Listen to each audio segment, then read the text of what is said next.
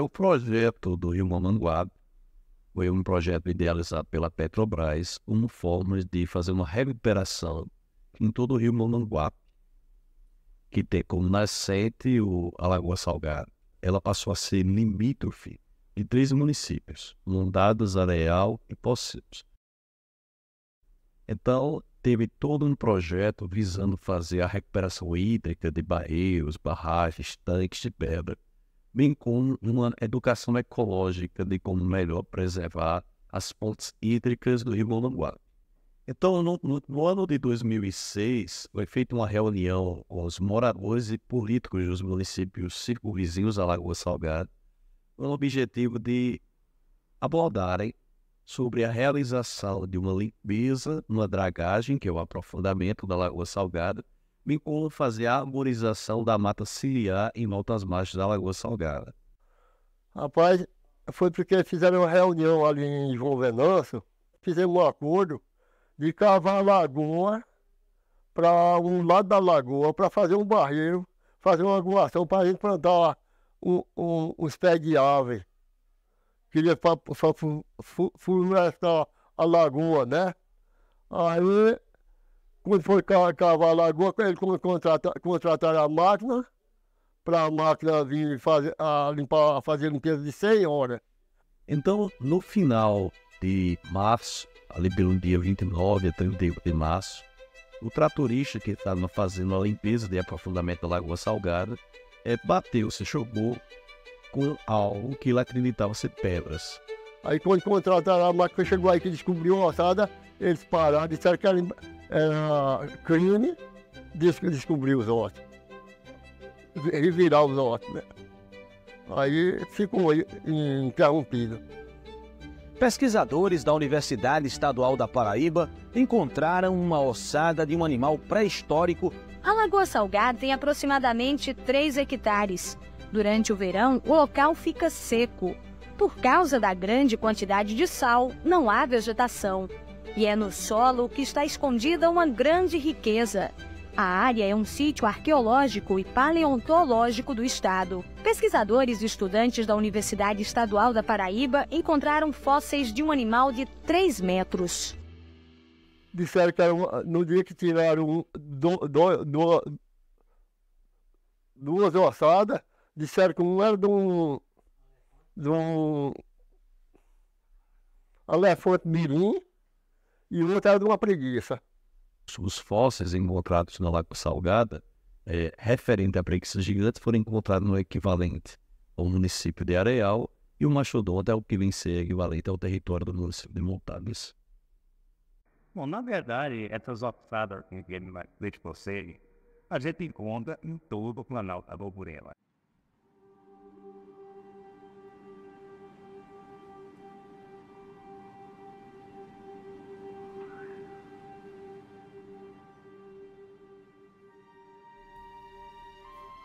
No período Pleistoceno, durante as chuvas, o Planalto da Borborema se transformava em um lugar rico e fértil, onde os mastodontes vagavam em harmonia entre os pastos e serras.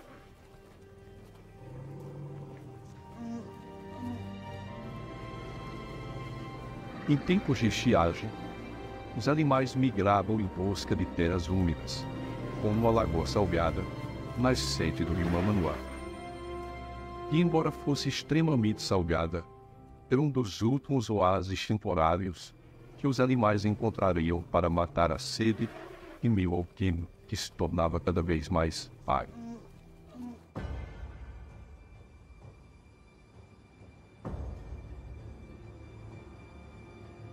Nas sombras daquela época distante, onde a memória encontra-se velada pela névoa do tempo, e enquanto os gigantes vagavam a sua lenta e longa marcha, alguns filhotes, ainda inexperientes e curiosos, se dispersavam da manada. Oportunidade única para que predadores ágeis e astutos se aproveitassem dessa vulnerabilidade. É o caso do Smígaldo, mais conhecido com tigre dente de sabre.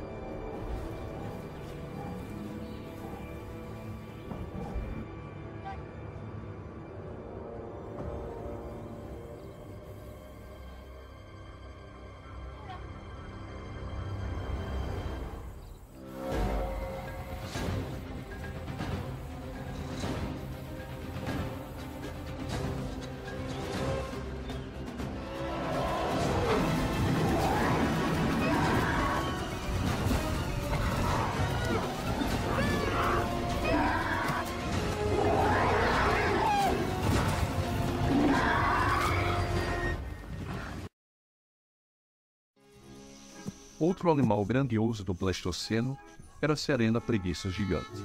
Com cerca de 6 metros de comprimento do focinho à cauda e com um peso colossal de 4 toneladas, era uma verdadeira criatura imponente.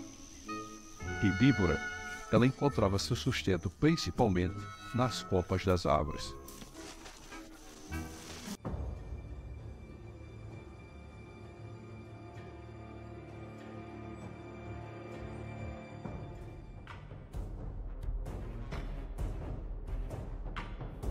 Contudo, a preguiça também estava na mira dos predadores.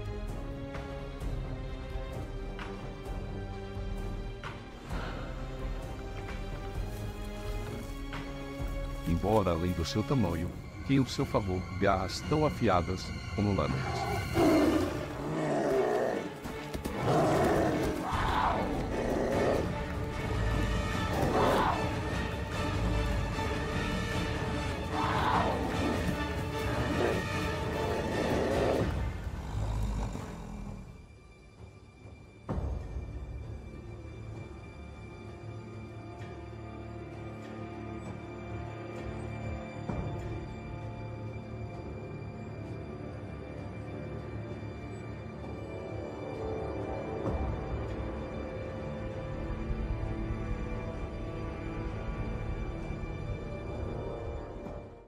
Por exemplo, ali na região do sítio Tanques, no quilômetro 21, que ali é Pocinhos, quase Campina, ali foram encontrados ossos de fósseis de preguiça gigante.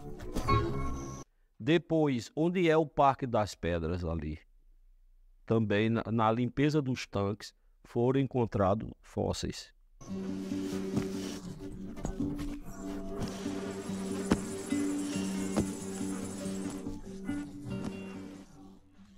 Inclusive, a primeira referência de fósseis pleistocênicos em toda a América Latina é o Tanquinho Campina Grande. O naturalista Manuel da Câmara, que encontrou em 1700 e alguma coisa, ele botou um mastodonte ali na lagoa de Mumbuca, que chega perto de Pocinho, né? Encontrou esse mastodonte e tem registro até ele deu documentos que ele fala sobre o mastodonte que foi encontrado. Então, ali em Lagoa Salgada, teve esses encontros. E a gente encontra isso aí, que é muito ordinário, muito comum de se encontrar esses fósseis de animais que viveram aqui entre 120 e 10 mil anos atrás. Preguiça gigante, tapu gigante, mastodonte e outras espécies que foram extintas há mais ou menos 10 mil anos.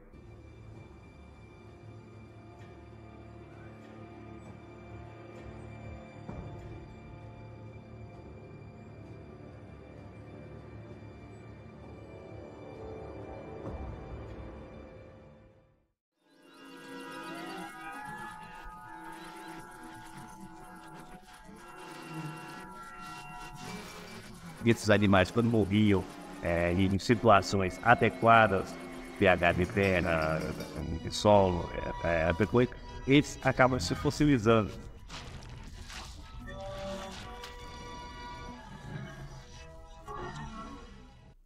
A Lagoa Salgada, ele é um grande chá, certo? De água salgada, como o seu próprio nome diz, né? Que eu acredito que no período Pleistoceno, uma lagoa salgada e a lagoa de dentro, no passado, eram um único lago.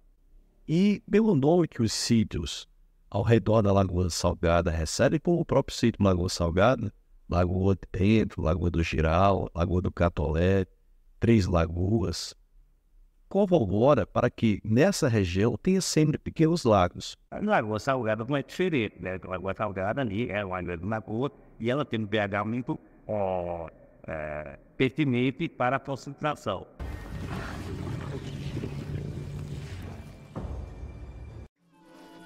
Então, foram animais que viveram e morreram ali dentro, certamente atolados, ou por envelhecimento, ou por fraqueza, ou não conseguiram sair, acabaram morrendo atolados ali. E dentro daquela urna, daquela cuia, foi propício, os seus ossos acabaram sendo penetrados por micro sais da terra e acabaram se ficando fossilizados, ou seja, se transformou em pedra. Depois que tiraram a ossada aí, nesse poço que buliu onde tiraram a ossada, ajuntou um sal que era de pedra. Sal grosso, viu? Tem gente que veio tirar sal aí. E foi um achado importante. Era osso de bicho do outro século, antigo, né? Fósseis bem representativos mesmo. Agora, até hoje, ainda há detritos dos ossos que você for lá, você encontra 100 detritos da ossada ainda na margem da lagoa. Por quê? Porque não houve uma preocupação da União. A União de início, quando teve o choque com os ossos, ficaram perguntando, mas pertence a Montadas, pertence a Areal, pertence a Poceiros? E se dizem, não, agora aqui é patrimônio da União. Só que desde a data que os ossos foram descobertos, a União nunca teve uma grande preocupação em transformar a Lagoa Salgada numa espécie de área de preservação ou fazer algum museu nos municípios circunvizinhos. Na verdade, desde que os ossos foram encontrados, pouco se preocupou a União em fazer alguma coisa para preservar essa memória. Infelizmente, a falta de um local de estudo, de um museu, dentro desses municípios aqui, faz com que a gente vá perdendo um pouco a identidade, porque na medida que esses fósseis vão para Campinas, como Rio de Janeiro, como foram incentivados na época de Joffre, ele volta a máquina muito difícil, tendo raro.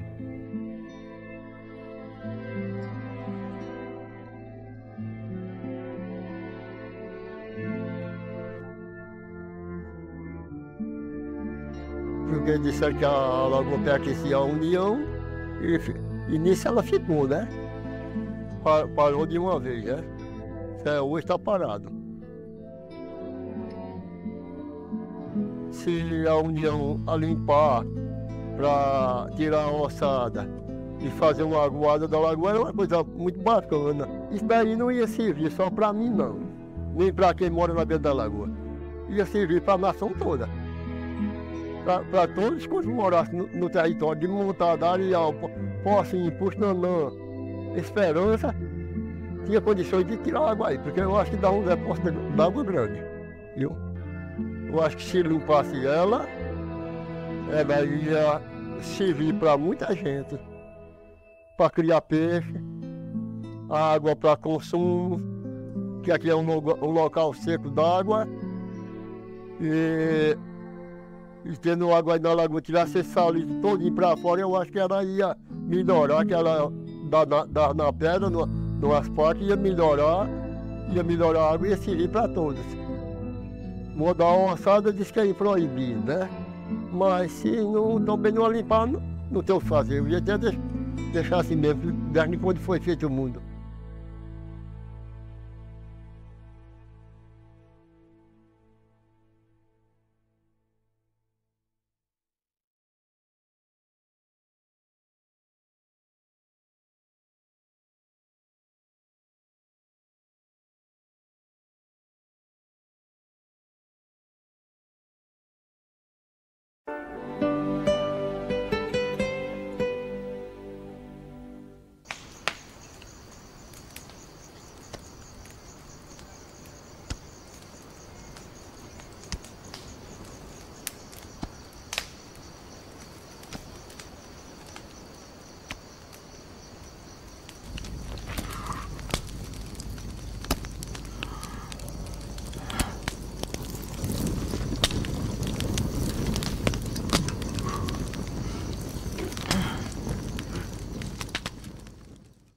Então não eram só os animais predadores como tigre e dentes de sapos que ajudaram na eliminação de animais como a preguiça gigante e o mastodonte. Por exemplo, os paleoameríndios, que são os avós dos nossos ameríndios, que chamamos de índios, por volta de 13 mil anos se expandiram rapidamente e colaboraram para a extinção desses animais. Agora, ao contrário da mentalidade equivocada, né, no estado do Brasil, não havia ideia singular de índio, né, pois existiam centenas de etnias e idiomas distintos. Então, dessa forma, não existia no Brasil esse conceito que depois surgiu no século XIX, romantizado, que os nativos formavam uma organização nacional. Os nativos da Paraíba eram divididos em 3 partes, né? Os tupis dominavam o litoral, os tararius dominavam o interior junto com os cariris, e eles se subdividiam em diversas tribos. Os indígenas que nós tivemos aqui eram índios Butrins, é uma tribo cariri. Eles vieram do Rio São Francisco para cá. Eles, como haviam lutado a favor dos portugueses na guerra de expulsão dos holandeses, então eles receberam por mercê real um título de terra aqui no nosso agreste da Paraíba. E fundaram uma aldeia principal, uma missão, onde hoje é a cidade de Lagoa de Roça. Então, inclusive, essa missão chamada Missão Tondrim, que na verdade esse nome do Brim foi uma alcunha que foi dada a uma tribo de Aramuí, São Cariri, que viveu em São Francisco. Como eles foram muito aguerridos, né, e muito valentes na guerra, então eles receberam esse nome de Butrins, que é um nome germânico, quer dizer corajosos. Eram baixos, de cabelo corredio, mais gordinhos, um nível de civilização superior. Plantavam, escolhiam, eles tinham toda uma organização, enquanto os tararius, o sertão, eram mais selvagens, homens altos de quase 2 metros de altura, né, que viviam mais da caça e da coleta, eles não faziam agricultura, e eram mais bradios. Por exemplo, os potiguaras, os tabajaras, foram quem deram o nome aos tararius, e tarariu quer dizer comedor de traíra. Assim, para os tupis, todo aquele que não falava o seu idioma, ou seja, o tupi, era um indígena que ele rotulou de tapuia. E o que é um tapuia? Aquele que tem a língua travada. Por que travada? Porque ele não consegue falar o tupi. Ou seja, resumindo, para o tupi, qualquer outro indígena que não fosse de sua nação era um bárbaro. Já existiu o conflito entre Janduís e a nação Paraíba muito antes dos povos chegarem, né? A guerra era algo comum entre os indígenas, então, como parte integral de uma sociedade, os indígenas, antes mesmo dos portugueses chegarem, estavam já se matando no território nacional há séculos, ou milênios.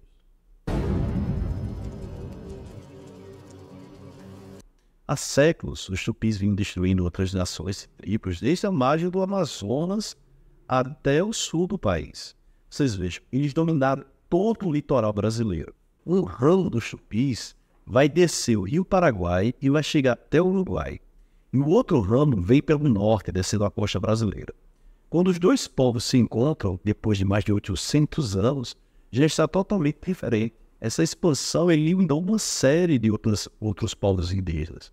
E dentro desse diapasão vai ter o impacto da chegada de outros.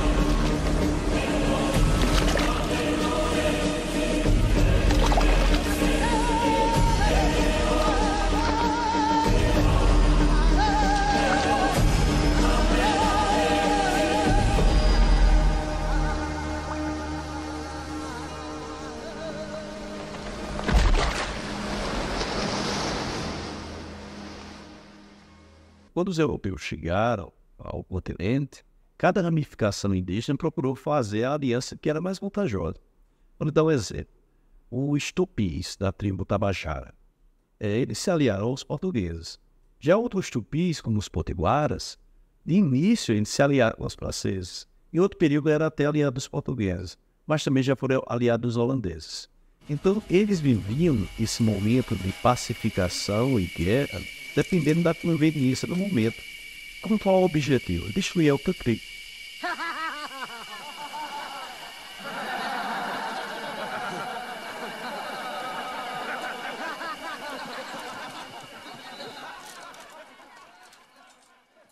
Isso, diferentemente do que se pensa, os índios, eles não tinham, já acontecia naquela época, com os indígenas, semelhante ao que a gente vê hoje, que é exatamente o índio, o indígena perdendo essa identidade cultural, né, de população autóctone, para adotar utensílios, investimentos, indumentária em língua própria do europeu.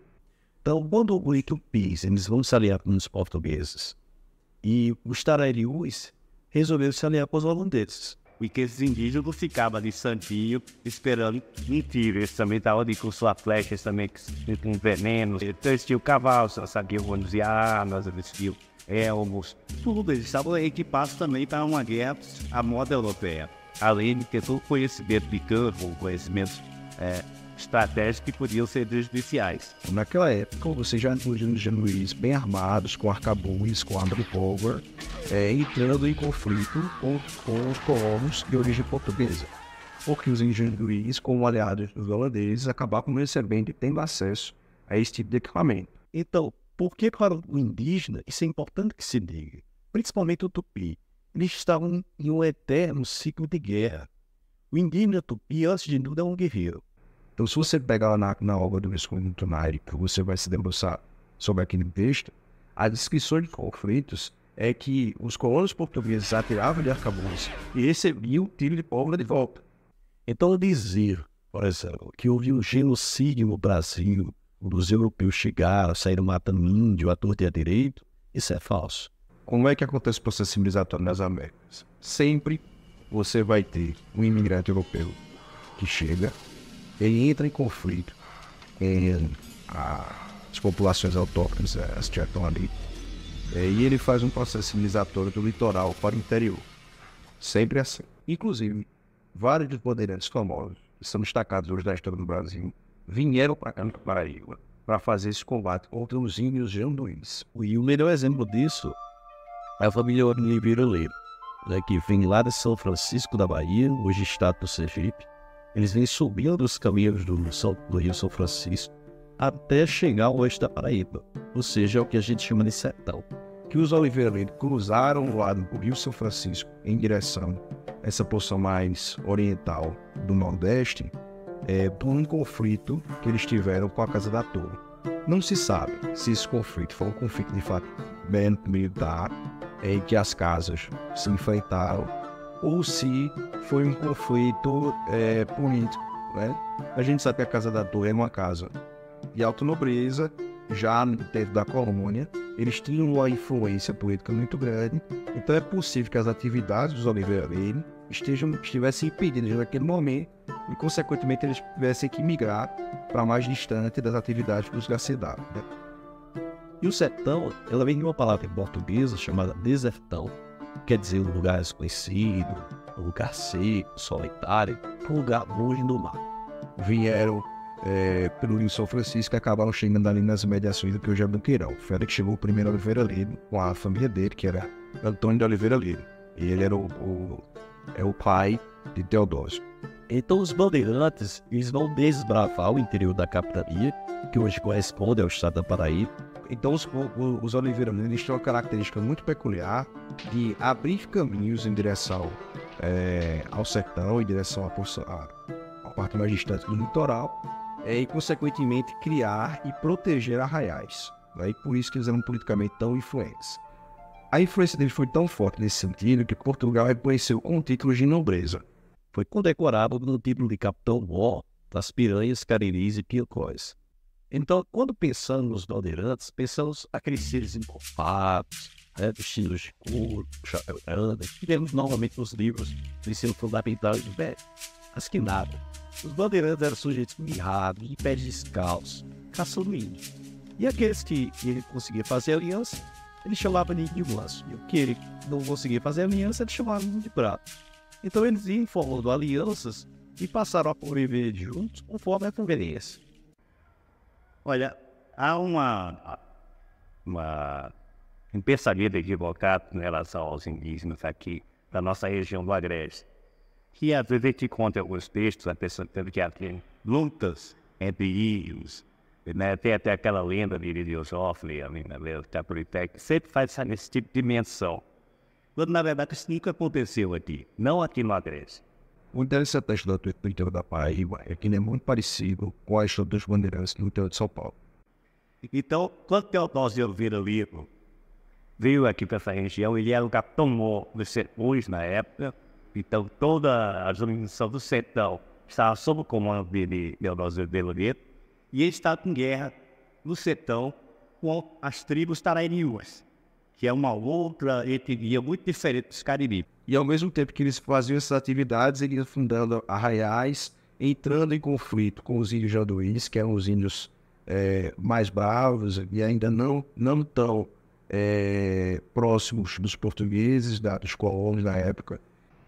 Então, Teodósio de Oliveira Lima, com o capitão-mor dos sertões, competia a ele administrar essa guerra e gerir esse trabalho. Então ele estava fazendo esse trabalho de guerras dos sertões, quando uma tribo, uma subtribo da Tarariu, que é os Ariús, capturaram. Então capturar é o seguinte, você se rende, mas você se rende em condições. Após serem subjugados, os Ariús vão se aliar a Teodósio. E aí, consequentemente, é onde surge a história de que Teodósio de Oliveira Lima era um predador público dos indígenas, dos ariús, etc. Então, a gente vê hoje críticas com relação porque Teodósio era matador de índio, que não sei o quê. Tem essa visão romantizada da coisa. Mas quem fala isso, não imagina o que era viver no sertão, no fim de mundo desse. Mas quando você se aproxima um pouco mais da história, se eu fosse dizer que Teodósio de Oliveira Lima era um português ou um imigrante europeu, eu estaria faltando com a verdade. Teodósio de Oliveira Lima ele já era tão brasileiro quanto eu, quanto você, quanto qualquer um. História não é uma coisa fácil, né? Os bandeirantes caçavam índios. Os bandeirantes eram índios. Inclusive, tem um episódio famosíssimo da história da Paraíba chamada Guerra dos Bárbaros. A Guerra dos Bárbaros ela foi escrita pelo Visconde de Tunai. E ele conta exatamente a história da povoação nesse interior, desde 1632 até esse estabelecimento, em 1690. Se começou aquela conquista do sertão, os fazendeiros começaram a estabelecer e começou a haver atrito. Porque na cabeça do indígena não existia essa noção de propriedade. Então, quando eles viam o boi do fazendeiro, eles tomaram como caça. Atiraram, mataram, aí começaram aquelas contendas. E essas contendas entre fazendeiros e indígenas acabou gerando uma insurreição desses nativos que viviam dos setores da Paraíba, Rio Grande do Norte, do Ceará. Durante esse período a gente tem vários conflitos. Os indígenas invadiam fazendas, queimavam, matavam pessoas, crianças, velhos também. Então era recíproco, eles estavam em guerra. Em guerra vale tudo e todo mundo ataca. Então eu acho que é importante a pessoa perceber que ele na condição de um capitão-mor, de um chefe militar, a obrigação dele era fazer isso. Também não é dizer que o índio é do índio, e está certo também se rebelar. Então, ambos estavam certos dentro dos seus universos de conhecimentos. Então, um cacique da tribo, ele vai se converter ao catolicismo, vai passar a se autodenominar de Cavalcante, que é um nome cristão, e eles vão vir em marcha do sertão em direção à cidade da Paraíba, que hoje é João Pessoa. E Teodósio sugeriu que eles saíssem em campo de guerra e que viessem se instalar na aldeia que existia na Campina Grande, que já era conhecida. Até que, em 1º de dezembro de 1697, Teodósio e os seus homens, além dos seus novos aliados, os indígenas ariús, eles vão chegar aos Cariris Velhos, que é o que nós hoje conhecemos como Campina Grande. Então ele já passava por aqui, já pernoitava por aqui. Então essa aldeia de Campina Grande ela já existia e era bem receptiva a esses viajantes. Mas em 1632 já se falava em alguns documentos que isso aqui é uma povoação. Era a povoação do lugar Campina Grande. Esse nome, obviamente, foi dado pelos colonos, né? A gente vê que esse nome não tem absolutamente nada de indígena. Porque dentro da atividade da pecuária, eles traziam gado, traziam as tropas para fazer abastecimento, e daí também que vem a história dos tropeiros da Borborema. Então foi isso que aconteceu. Teodoro foi para a capital, recebeu toda a submissão, passou, resolveu tudo que era necessário para a sua guerra, voltou com um bando franciscano e ele chegou em Campina Grande em 1º de janeiro de 1698. Então essa seria a data da fundação da missão de Campina Grande. Então Teodósio pegou esses indígenas ariús, né, e trouxe para assentar aqui. Então, os ariús, eles ficaram assentados junto aos indígenas da tribo Burins, que era da ramificação da nação Cariri. E como os indígenas, eles tinham a característica de não serem sedentários, eles eram mais ou menos sedentários. Ou seja, eles passavam um tempo aqui, exauriam tudo que havia naquela região, dali eles deixavam fazer o seu paivara, deixavam a terra descansando e mudavam para outro local e ficava nele seguro. Essa região aqui com Pocinhos era muito habitada por nativos, muito habitada mesmo. E porque eram terras boas, né? Eram terras férteis e devia ter muita caça e tinha muitos abrigos naturais pela questão das pedras, das serras, das cavernas, das furnas. Então essas localidades que conhecemos em volta de Montados, Lagoa de Roça, o Xinanã, Areal, Esperança, elas foram localidades com a presença de indígenas montrins, que falavam o idioma quipé. Então, tanto que o primeiro nome de Esperança é Banabuie, que significa tanque grande, e para o Xinanã significa lajedo do tanque. Então, a partir do momento que eles se tornaram não só vassalos do reino, mas também colaboradores da guerra, eles receberam o título de terno aqui nos Agreste da Paraíba, com a sede na cidade hoje de Lagoa de Roça. E conforme ia aumentando as famílias, né, iam se formando outras aldeias na região. Uma em Campina Grande, uma em Lagoa Seca, ali onde é Genimpal, também formada a aldeia. Ali onde é Aldeia Velha, ali perto de Lagoa Nova, também do fundo. Havia uma série de ocaras separadas. Então era isso que acontecia, eram os amigos ligados aos portugueses, com mercê de terra, ou seja, os proprietários das terras que possuíam, e eles criavam gado e também faziam suas agriculturas de subsistência. Os Oliveira Ledo, eles tiveram particularmente um papel muito importante, não só na construção do que hoje é Campina Grande, como também em todo o interior da Paraíba. A questão, mas não é que fosse preferencial, coisa assim, é porque também ninguém queria vir para esse fim de mundo. Ele pede sempre para o rei, para a metrópole, reconhecimento que aquela porção de terra foi conquistada por ele e que ele ali vai iniciar um processo produtivo, certo? Assim acontecia no Brasil, e é nesse contexto que você tem a Casa da Torre, de Garcia Dávila, e você tem os Oliveira Ledo. Então eu acho que isso é importante a gente ver. Acho que a história ela não pode ser vista de uma forma romantizada. A família Oliveira Ledo tinha posse de longas extensões de terras na parte central da Paraíba, que é o que nós chamamos hoje, por exemplo, de Agreste, parte ali do Cariri. Enquanto a Casa da Torre, dos Garcia Dávila, possuía territórios imensos, que pegavam desde a Bahia até aqui, Ceará, Paraíba. Então aqui no limite entre Paraíba e Ceará, eles também têm uma grande porção de terra. Então, através da Carta Régia, de 20 de outubro de 1753, a coroa portuguesa, através das ações do Marquês de Pombal, ela determinou que todas as Seis Marias, a partir de então, passarem a ter 3 léguas de comprimento por 1 légua de distância. Então, isso acabou prejudicando as posses tanto dos Garcia Dávila, ou seja, a Casa da Torre, bem como dos Oliveira Ledo. Porque esse ato teria revogado na Paraíba as grandes concessões de terra dadas a ambas as famílias e a outros. que tivessem dimensões maiores do que a dimensão que deveria passar a vigorar a partir de então.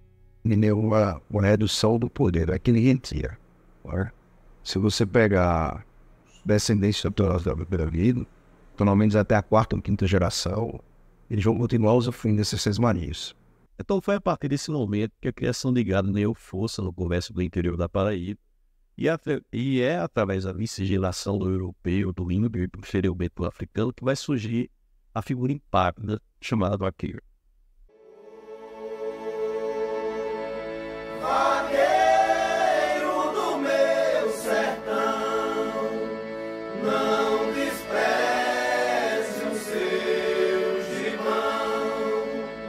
Nosso destino é marcado pela providência divina. Assim se achou nas colinas Raimundo Jacó assassinado.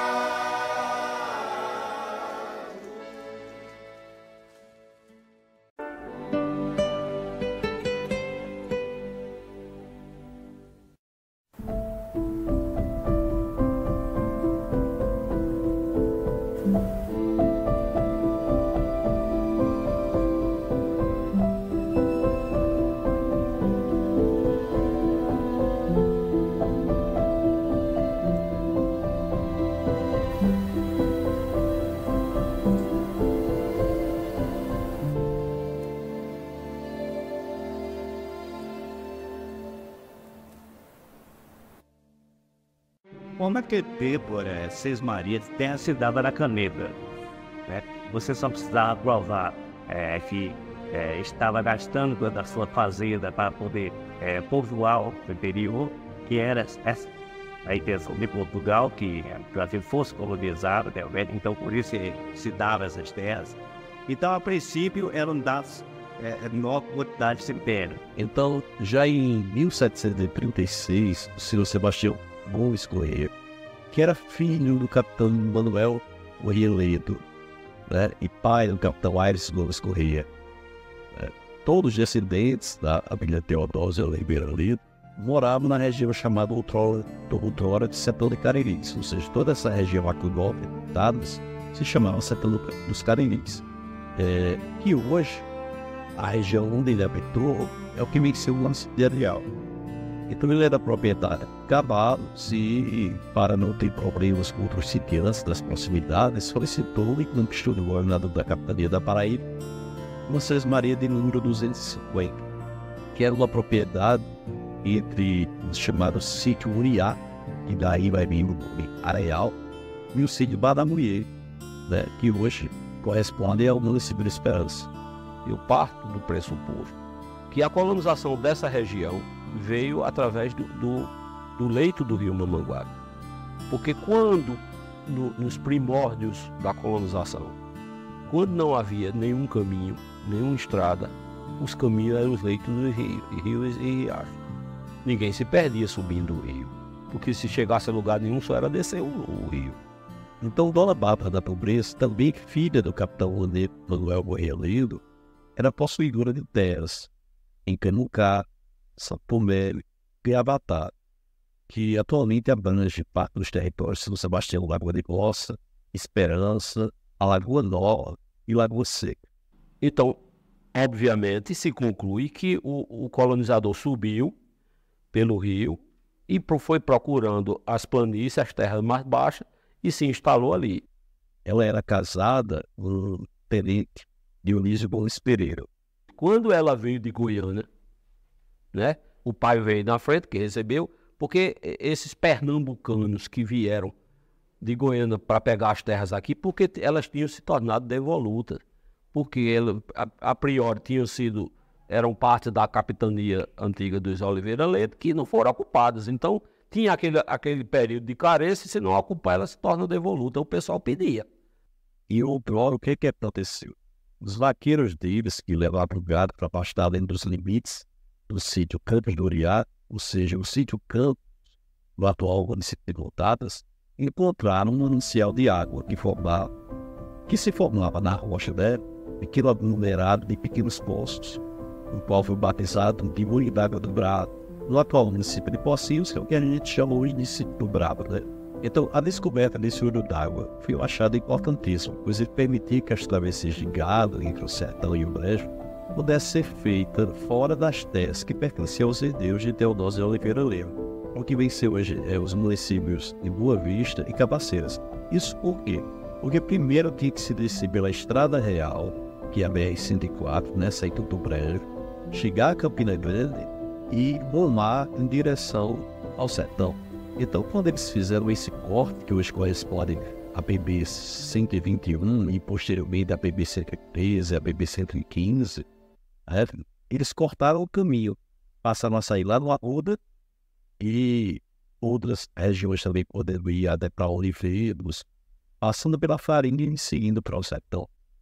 Só que o que aconteceu? Em 1764, o tenente Dionísio Gomes Pereira faleceu, né, deixando Mineira a sua esposa e filho.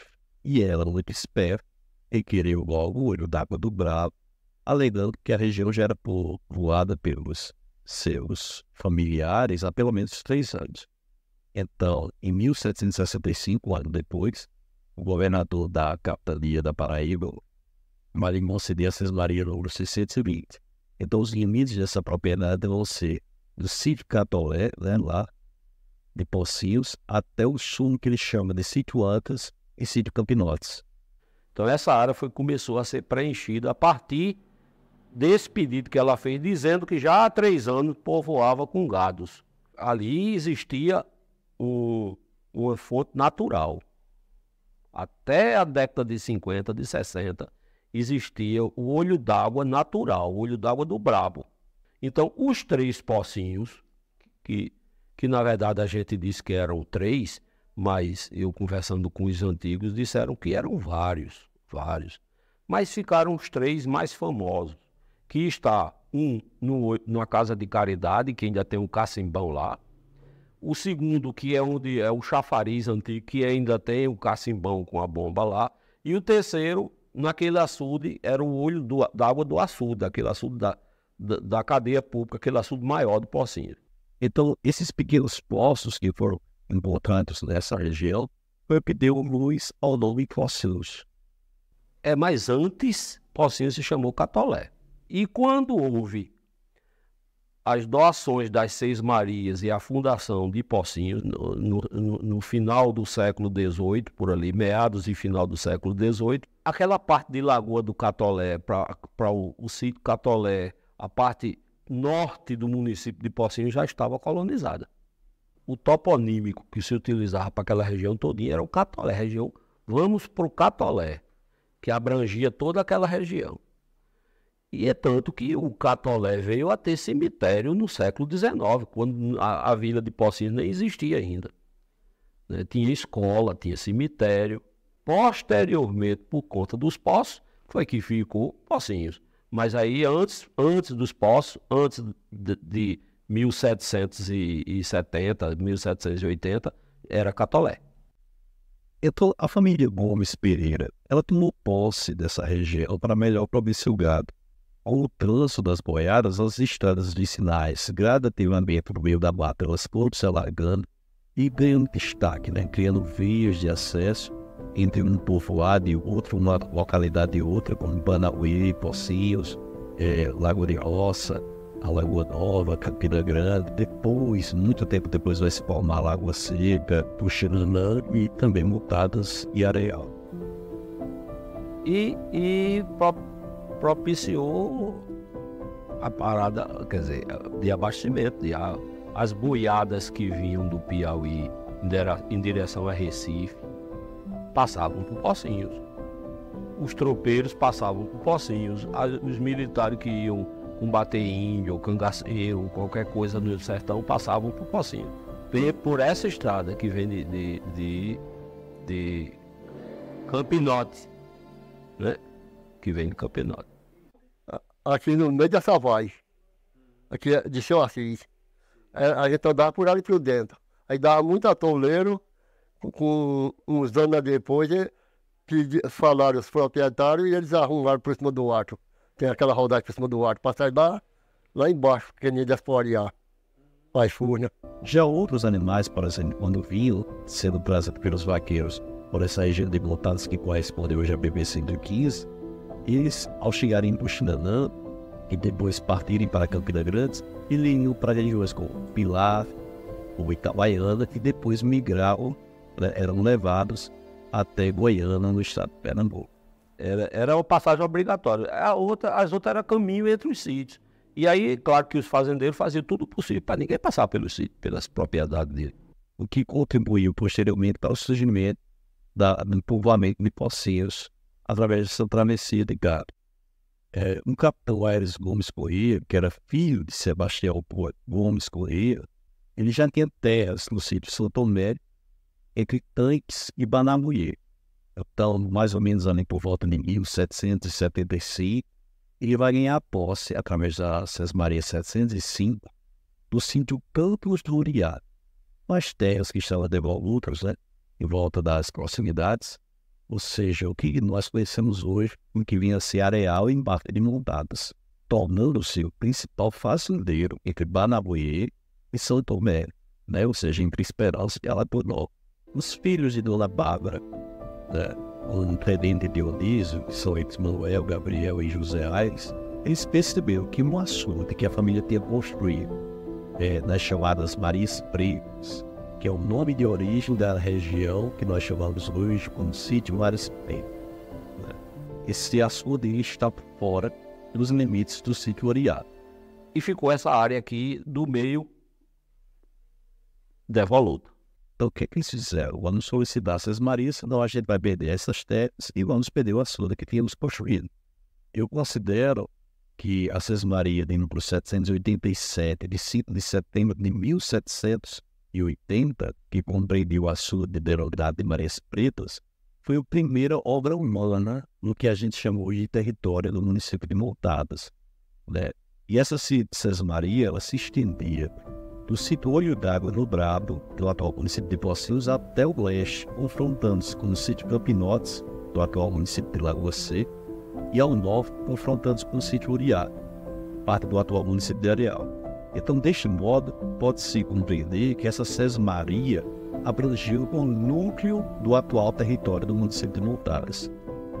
Então, conforme os arquivos originais, que já estão disponíveis na internet do Arquivo Nacional da Torre do Tombo em Portugal, eles demonstram que nomenclaturas como Campinotes, no plural, Bravo, Antas, Pai Domingos, Jeripapo, São Tomé, Calucá, já eram tecnologias conhecidas e consolidadas no mínimo desde o século XVIII.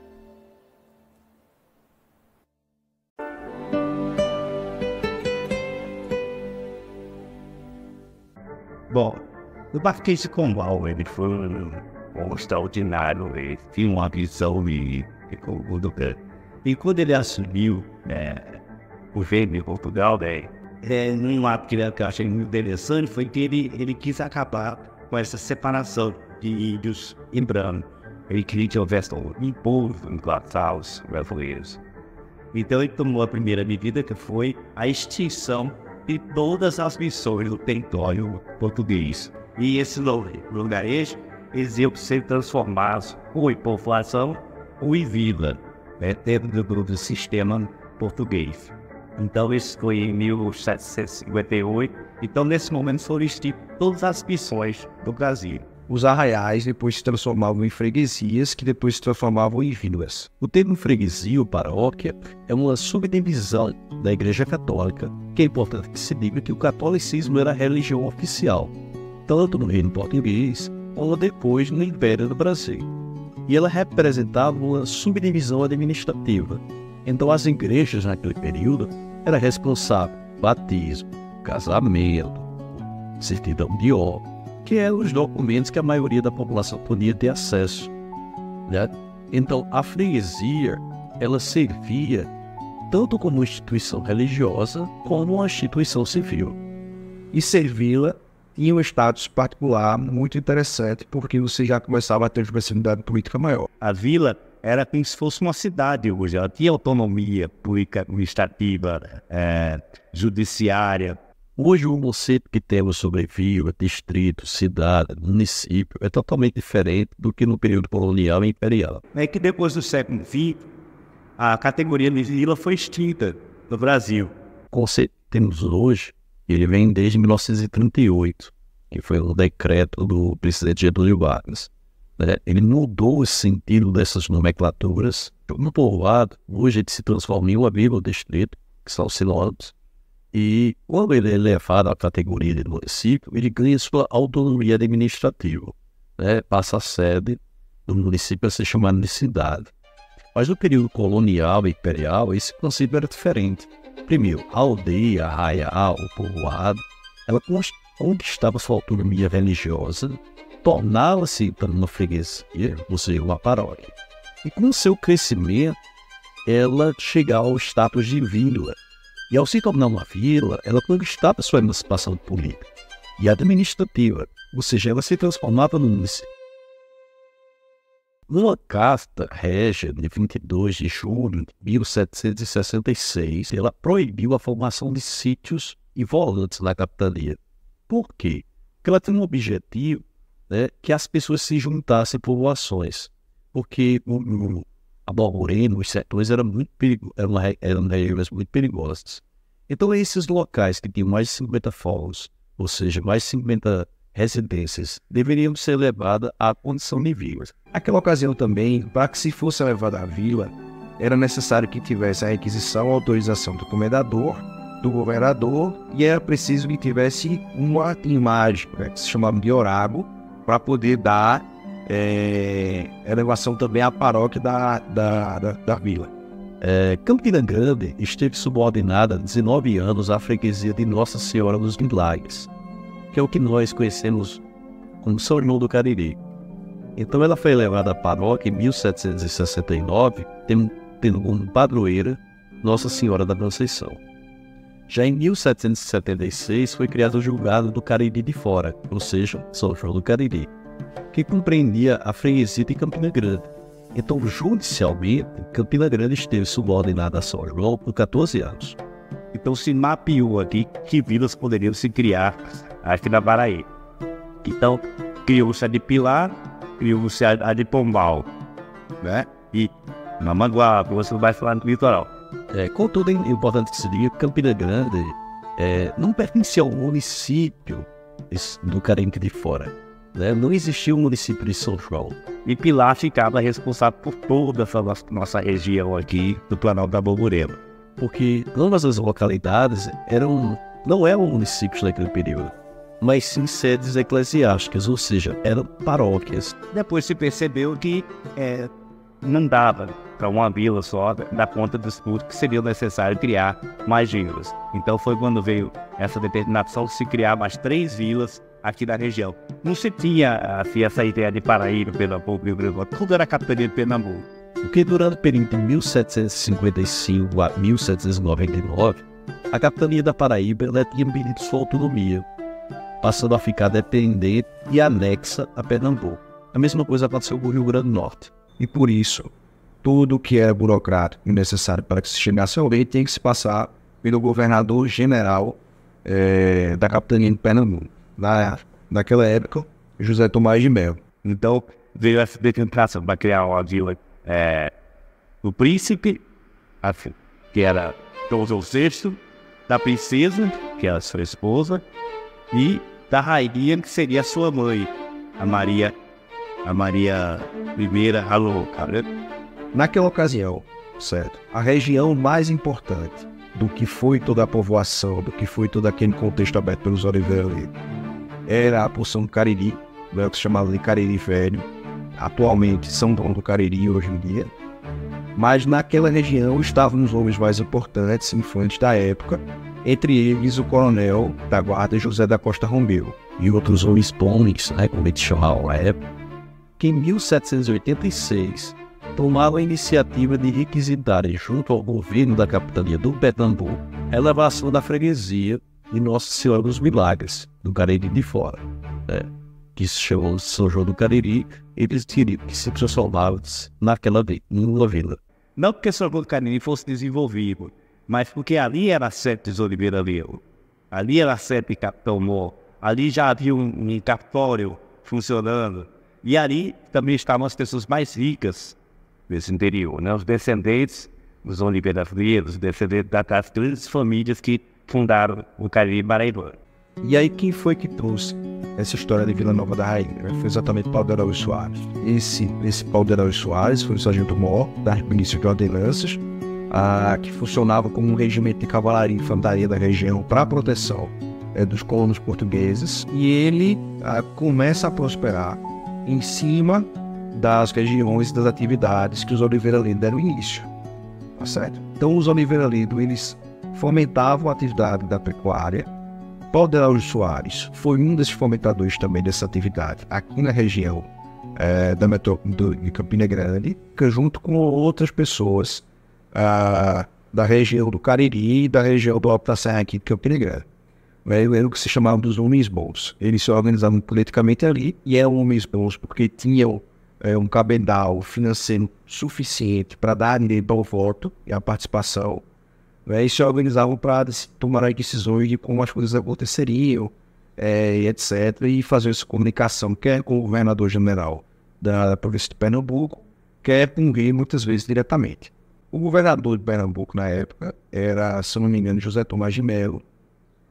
E ele autoriza essa elevação divina e envia um comendador para cá, para a região, para que ele fizesse uma avaliação das atividades da freguesia do Cariri Velho e fizesse a elevação. E o governador Tomás de Melo mandou para fazer a inspeção da freguesia o desembargador Brederodes. Nessa comitiva, o desembargador Brederodes, ele estava com a missão em realizar 3 elevações. Se escolheu, né, onde hoje é Caicó, ali foi criada a Vila do Príncipe, onde hoje é o Açu, a Vila da Princesa, e a Vila Nova da Rainha, se preferia criar-se em São João do Cariri. E no caminho, o desembargador, ao passar pela região de Campina Grande, foi interceptado por ninguém menos que Paulo de Araújo Soares e uma comitiva de campinenses. Resolveram reivindicar isso aí para Campina Grande e levando exatamente fundamentações. Os campinenses acharam que a elevação em Campina Grande era mais pertinente do que levar o Cariri. Porque Campina Grande era um entroncamento de estrada, Campina Grande produzia, tinha terras produtivas, saiu mostrando todas as vantagens que seria estar lá em Campina Grande. E além da atividade da pecuária, havia uma atividade muito interessante, que era a atividade da produção de farinha, das casas de farinha, que era uma atividade mais voltada para as regiões do Brejo, consequentemente para o Alto da Serra aqui do que Campina Grande. E aí, mais Campina, por já ter nascido com o nome de Campina Grande, não sei, talvez isso tenha influenciado, tenha concentrado comerciantes, concentrado. E era um entroncamento de estradas, a gente tem que analisar bem isso também. Era um entroncamento de estradas, né? Você pode ver que é a famosa encruzilhada das estradas. Isso aí não só no Cariri que nasceu, né? Até hoje é seco, desértico, ninguém tinha nenhuma condição, ficava fora do contexto de estradas. Eu fico pensando aquilo ali com nada ao redor, como foi. A cabeça do colonizador quando chegou ali, o que é que ele imaginou para se fixar ali? Ele deve ter chegado ali num tempo de inverno, que o rio Taperoá estava correndo, e ele achou que ia ser o tempo todo. Só pode ter sido, porque depois que veio a seca, que o rio Taperoá secou, ele deve ter passado um aperto, mas aí já estava fixado. Eu acho assim. E aí, o desembargador Brederodes chegou aqui e foi assediado pelos campinenses, para que no lugar de elevar a freguesia do Cariri fora, que era Nossa Senhora dos Milagres, a atual São João do Cariri, elevasse Campina Grande no lugar. Enquanto os moradores de São João do Cariri tomavam conhecimento da ação dos campinenses, eles ficaram furiosos, né? O que agravou as rixas entre ambas as localidades, que já vinham acontecendo há alguns anos, né? Devido à vontade de cada região crescer mais do que a outra e liderar pessoas através de um cabedal político, né? Tanto as pretensões dos fazendeiros do Cariri de fora como os de Campina Grande. o ouvidor veio a Campina Grande visitar, realmente ele constatou que Campina Grande seria muito mais producente como vila do que São João do Cariri. Então o desembargador Antônio Brederotes, ele descreveu para o governador Campina Grande como uma terra de lavouras e de boa produção, próximo do brejo, com abundância em farinha, madeira, né, que tinha condições de se sustentar numa freguesia. Diferente do que ele diz de Cariri de Fora, que ele considerou um lugar estéril no povo e vivia na miséria. E acabou escolhendo São João do Cariri, Campina Grande. Por um lado, Campina Grande teve uma vantagem, né, que era a questão, na verdade, algumas vantagens, que era a questão geográfica, a sua localização, uma sua questão comercial. Enquanto o Cariri de Fora tinha uma história política já secular, né, capitaneada por fazendeiros, desde a origem da família Oliveira Leiro. Então, o que passou a decidir? O regime brasileiro de fazendeiro. E aí eles chamam, conversam com o desembargador, se apresentam, fazem uma oferta. E aí o desembargador Brederodes, ele é premiado por essa intervenção a favor de Campina Grande. O desembargador ele recebe uma quantia de R$200 mil do Paulo de Araújo Soares, para que ele obviamente defendesse essa requisição de Campina Grande para ser levada à vila. E ele também já devia a Paulo de Araújo Soares naquela ocasião R$800 mil, né? Então, ou seja, estou dizendo quase um conto de réis. Paulo de Araújo Soares é uma espécie de banco na época, era um agiota. Então, acho que toda a Paraíba devia a ele. E ele, por exercer essa atividade, consequentemente, tem muita gente na mão e, obviamente, conseguia exercer um poder político muito forte. E aí, Paulo de Araújo Soares, eu imagino que na situação, que ele vou lhe dar mais, vou lhe dar os 200 para pagar o seu incômodo de fazer essa defesa e vão lhe dar mais uma quantia de gado, ou quantidade de cabeças de gado, vão ser ferrados com a sua marca, para que depois, futuramente, se for possível, você me pague a quantia que você me deve. A política ela é muito cheia de coisa, né? Então, posteriormente, né, os cidadãos de São João do Cariri ainda buscaram escrever cartas ao governador, mas suas pretensões foram em vão, né? Aí o São João do Cariri reagiu, o pessoal foi lá também e tal, mas acabaram perdendo porque Campina Grande ganhava na fundamentação. Então, Campina Grande realmente ela mostrava ser mais propícia ao progresso do que São João do Cariri. E ele ganhou. Quer dizer, eles ganharam a batalha com os políticos de São João do Cariri. Embora o Cariri tivesse todos os homens mais influentes da época, politicamente e financeiramente. Em 20 de abril de 1790, Campina Grande foi emancipada, não com o nome de Campina Grande, mas sim Vila Nova da Rainha. Né? O território da Vila Nova da Rainha é enorme. Tinha um pouco mais de 5.700 km², ou seja, o tamanho de um país como o Brunei. E o Cariri de Fora passou a fazer parte do novo município, até que ela também conquistasse sua emancipação, primeiro chamada de Vila Nova de São Pedro, isso em 1798. Mas ela só veio a ser instalada, né, a vigorar mesmo uma localidade emancipada em 1803, e aí já veio o nome de São João. Então, veja só que nessa dinâmica, o Paulo de Araújo Soares, ele interviu da seguinte maneira. Ele usou a poderio financeiro dele para atingir um objetivo político. Porque até porque o Paulo Soares, ele voou terras, ele voou propriedades, ele gastou os dias, ele ajudou muito para erguer a vila de Campina Grande. Ele acabou sendo o líder de Campina Grande. Ele ficou como presidente da Câmara por muito tempo, até 1824, quando ele faleceu, ele se manteve sempre à frente da vila. Por exemplo, no século XIX, nenhum vereador recebia salário. Todos eles eram voluntários. E se faltassem uma sessão, eles pagavam multa. Então você vê o pêndulo cívico, público, que existia antigamente, e a gente vai perdendo. Então, gradualmente, o número de propriedades rurais na região campinense, né, ela foi se expandindo porque os semeiros, aqueles primeiros que receberam as grandes porções de neve, eles foram vendendo ao longo dos anos para suas propriedades, né? Então esse crescimento rural proporcionou uma vantagem para Campina Grande, que se transformou em distrito de paz da vila, em 15 de outubro de 1827. Já em 1835, Cabaceiras vai ser emancipada da Vila Nova da Rainha. E o território municipal vai ter um pouco mais de 3.200 quilômetros quadrados, né, o território campinense. O antigo travessão, né, de Oipi, Lagoa Seca, São Sebastião, Lagoa de Roça, Camucá, Ribeiro, foi transportado para o oeste, né?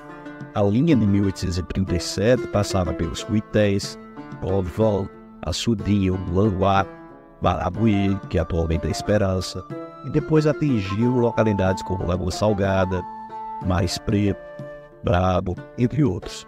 Então, o Agreste, essa forma de fazer a sua cultura de proteína de mandioca, né? O Agreste ela foi reduzindo as fazendas ao passo que avançavam as instalações das casas de farinha. Já em 1847, a Paraíba ela só tinha 16 municípios, sendo 2 cidades e 14 vilas. E essas 2 cidades e 14 vilas se subdividiam em 25 freguesias. Então, em 1850, vai ser a vez da freguesia de Alagoa Nova se emancipar, da Vila Nova da Rainha. Ela foi instalada só no ano seguinte, 1851. Segundo a lei da emancipação, a Alagoa Nova deveria ter os seguintes limites. Ela devia nascer no olho d'água do rio Mamanguá, passando pelos limites de Lagoa Seca, Puxiranã, que é o que nós chamamos de estrada do Caxangá, e o lago em direção à Farinha. Então, ficava basicamente quase todo o território que hoje a gente, que representa hoje o município de Pocinhos, né, que na época pertencia a Campina Grande. Quando houve essa divisão, a Lagoa Nova não encontrou limite para o oeste. Ele foi até onde pôde. E eu lhe digo, ele foi até o riacho do Algodão, já em Olivedos, que era São Francisco. Já a poucos quilômetros do Arraial de São Francisco. Porque foi o Arraial de São Francisco que foi fundado por Teodósio de Oliveira Ledo. Inclusive tinha fazenda lá. Mas esses limites acabaram não vigorando. Já em 11 de outubro de 1864, a Vila Nova da Rainha ela vai ser elevada à categoria de cidade, que é um título honorífico, né, que nada acrescenta à sua autonomia. A diferença de vila para cidade é quase nenhuma. Só aumenta o número de vereadores, de 7 para 9. Mas que revelava o crescimento urbanístico e deixará de ser chamada de Vila Nova da Rainha e passará a ser chamada de Campina Grande, né? E no ano seguinte, Campina Grande ela vai ser elevada à categoria de primeira infância. Então, quer dizer, Campina Grande ela se emancipou politicamente em 1790, em 20 de abril de 1790. A partir daquele momento foi criado todo o esquema político administrativo da cidade, foi criado todo o território municipal de Campina Grande.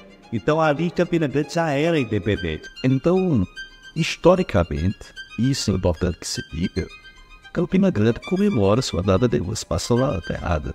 Quando ela recebeu o título de cidade, ali já foi mais honorífico do que prático. Então, quer dizer, já existiam muitas vilas por aqui e alguns já estavam recebendo esse título de cidade, uma areia. E Campina Grande recebeu porque era uma vila de destaque. Campina Grande não se emancipou em 11 de outubro de 1864, quando foi elevada ao estado de cidades. Campina Grande se emancipou em 20 de abril de 1790, quando derrotou os anseios políticos do Cariri de Fora, que nós chamamos hoje de São João do Cariri, e foi elevada ao título de Vila Nova da Rainha. Certo? Então, esse é o primeiro nome do município. Então, essa interpretação equivocada dos conceitos está removendo a contagem de 74 anos de emancipação de Campina Grande. E ninguém diz isso. O município de Areia foi elevado à vila em 1815, sendo instalado em 1818, e se tornando cidade em 1846. Mas veja, Areia não comemora essa última data. Areia comemora sua emancipação em 1815. Outra zero. A Lagoa Nova pertencia a Campina. Ela vai se emancipar, vai virar vila em 1850, né? Vai ser instalada em 1851.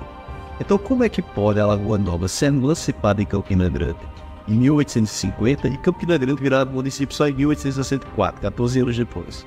Então, esse equívoco histórico precisa ser corrigido. Campina Grande precisa resgatar, conhecer, defender e comemorar o 20 de abril, porque essa é a data de sua emancipação.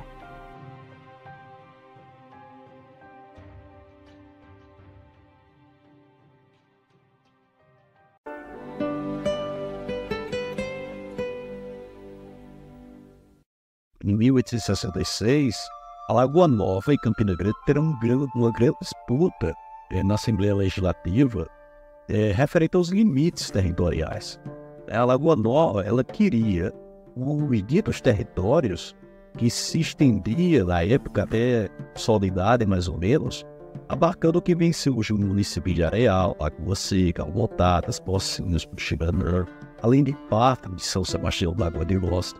Isso por quê? Porque ela pretendia não só ter os limites que a lei previa em 1850, e porque em 1863 o distrito, a subdelegacia policial de Pocinhos, a qual o município hoje de Montadas, o território equivalente fazia parte, ela estava subordinada à Lagoa Nova e não à Campina Grande.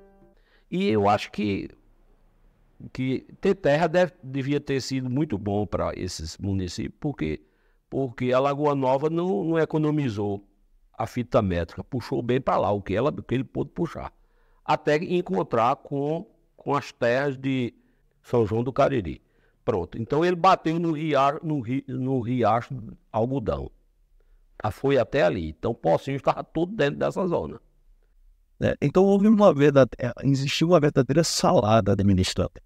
O fato de muitas famílias pioneiras originárias de Pocinhos, que se mudaram no final do século XVIII e até meados do século XIX, terem origem em Lagoa Nova. Contudo, o projeto foi rejeitado. E os detalhes dessas notas, das notas taquigráficas, dos debates dos deputados da província da Paraíba, elas estão presentes no antigo jornal do século XIX, um publicador, o que qualquer pessoa hoje pode acessar pela internet.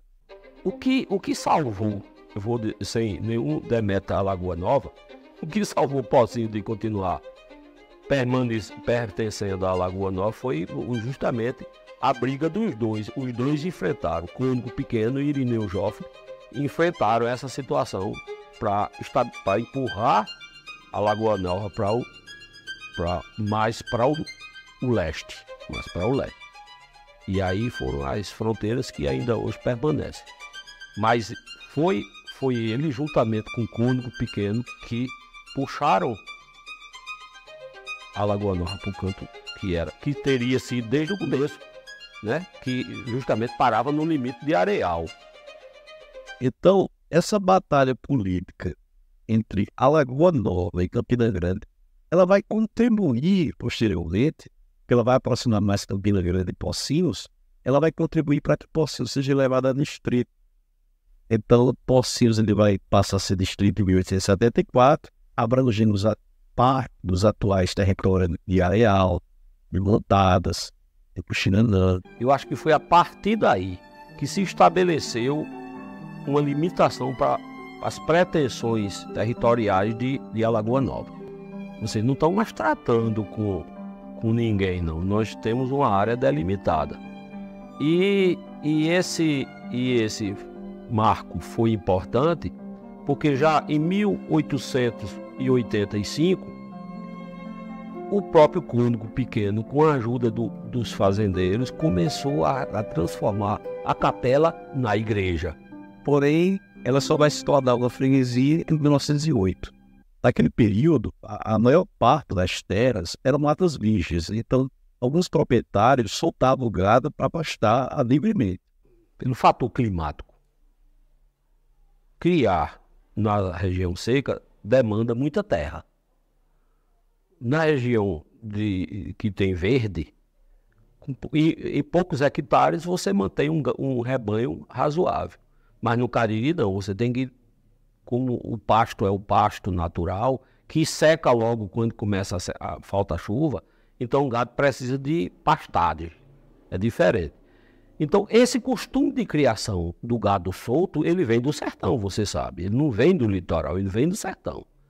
Agora, esse hábito esse ato secular, inclusive, de soltar o gado livremente, ele colocava tendas entre vizinhos.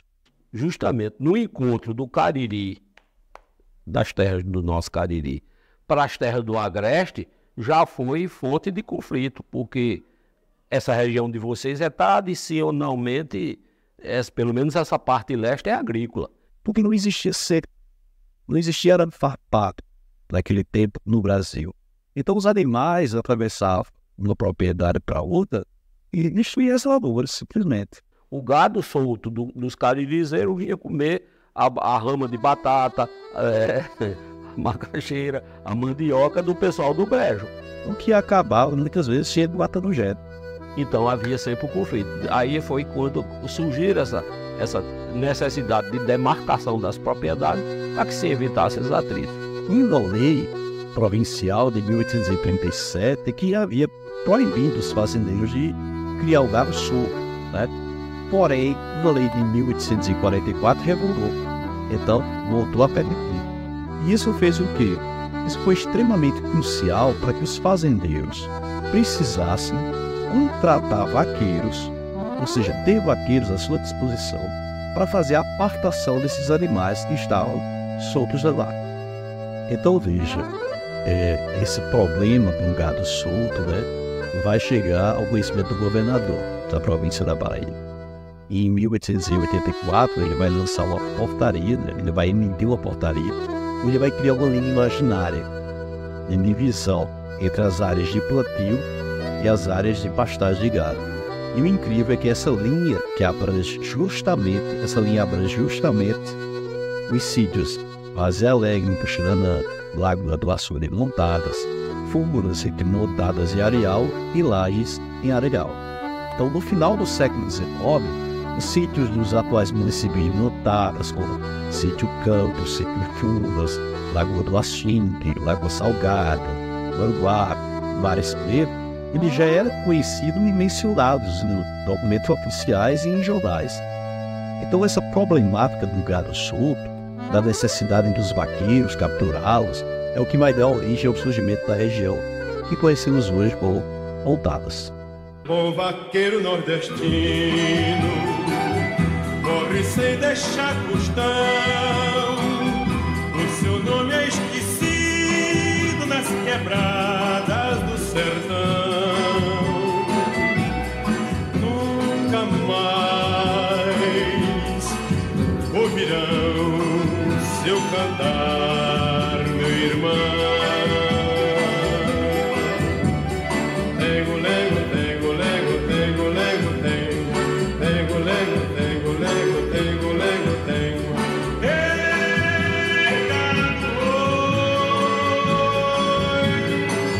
Sacudido numa cova, desprezado do Senhor, só lembrado do cachorro que ainda chora a sua dor. É demais tanta dor a chorar.